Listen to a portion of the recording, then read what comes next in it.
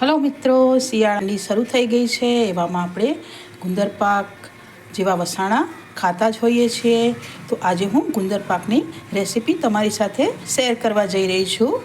જે માટે મેં 250 ગ્રામ ઘી છે, ગુંદર છે જે દળેલો છે, ટોપરાનું છીણ, ખસખસ, કાજુ અને બદામ, ગોળ છે જરૂર મુજબ, સૂંઠ પાવડર અને ગંઠોડા પાવડર આપણે જરૂર મુજબ લઈશું.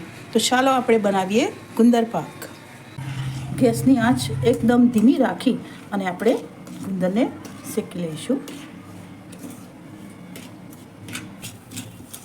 ગુંદર જેમ જેમ શેકાશે એમ એ સફેદ કલરનો બની જશે અને સરસ કણીદાર થઈ જશે. ગુંદરને મેં સરસ બનાવી લીધો છે. અંદર આપણે ગોળ ઉમેરીશું. આપણે ગોળને ઓગાળી લઈશું.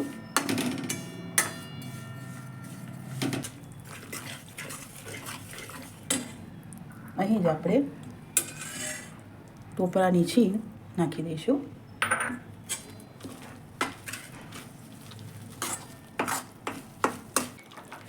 અહીં જ આપણે ગંઠોડા પાવડર પણ ઉમેરી લઈશું અને સૂંઠ પાવડર પણ ઉમેરી દઈશું.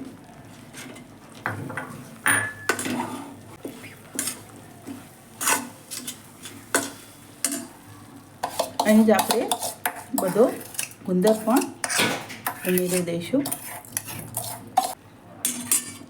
અને ગેસ બંધ કરી દઈશું.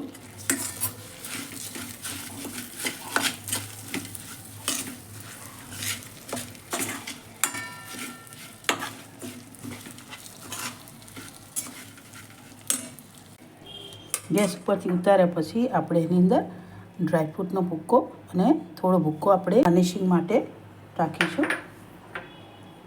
ખસખસ પણ આપણે ઉમેરી દઈશું અને થોડી ખસખસ આપણે રાખીશું અને સરસ રીતે મિક્સ કરી લઈશું.